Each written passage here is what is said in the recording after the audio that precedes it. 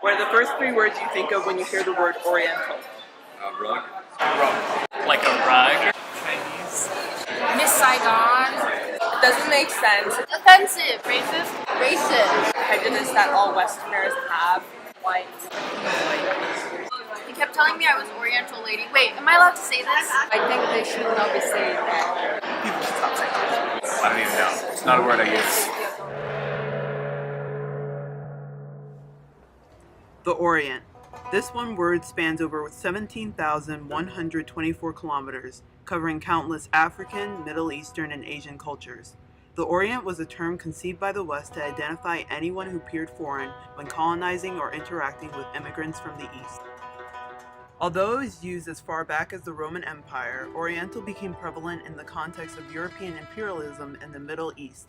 Britain and France, major European powers, colonized and influenced nations in the Middle East.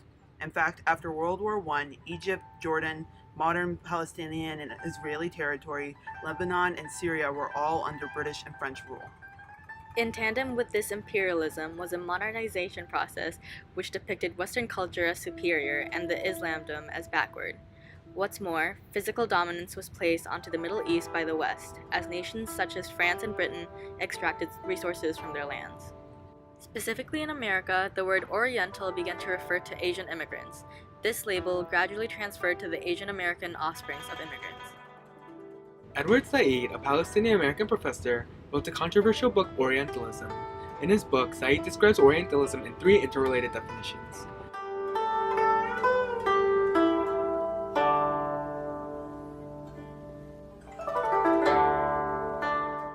The arguments about Orientalism are widely relevant in art and media. In Jean-Léon Gérôme's 1870 Snake Charmer, There Are Biases, it shows lack of progress in Oriental societies and falsely construes the art as an unbiased reflection. The argument is relevant to contemporary representations in media, such as Katy Perry's music video Dark Horse.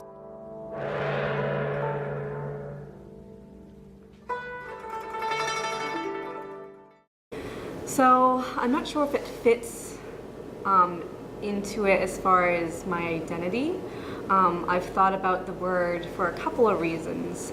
So in addition to studying English in undergrad, I also studied the arts. And so when I think of the word Oriental, I think of decorative arts. And I think of it through the lens, or curated through the lens of a Western point of view.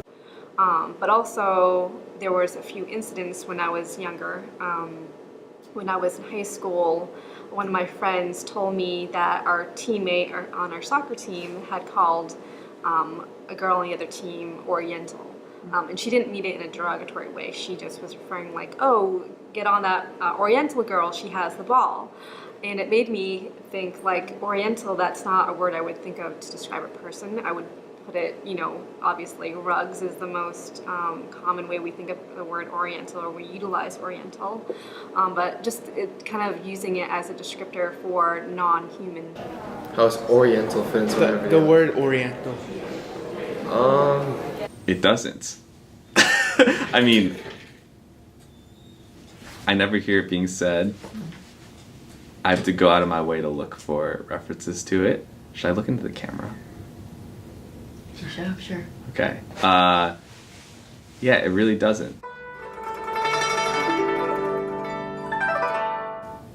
Yeah, I don't know like that I'd be like I'd find it weird to say like I identify as an Oriental American personally. I don't really know why though. Again, I have like very loose definitions of these words.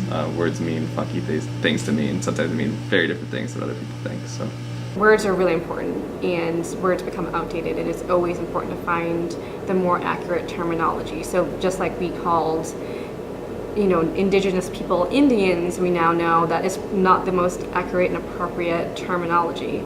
Like some words just don't fit the standards that we need to live in today. So yeah, again, I would never just use that word to describe it. I think when I hear the word Oriental American, again, it reminds me of just a very westernized perspective, or this categorizing through a Western perspective, which I think is the compulsion of humans in general, but I think Westerners are much more comfortable with working from like a binary or working from a structure. I don't know. it's hard to quantify what this is, right? And so like any attempts to do so, like say in like a salary statistic or like a SAT score statistic is like, I think, absurd, because there's more things than salary in your SAT score in life. There's more to discrimination than just that. Anyway.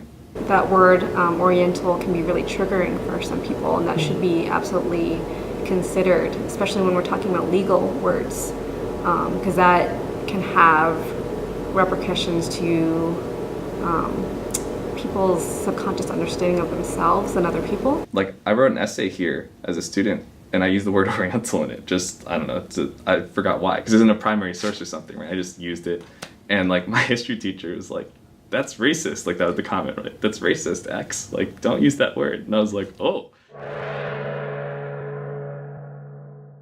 Orientalism was also productive in formulating commodity Orientalism, techno-Orientalism, and representation of the Orient.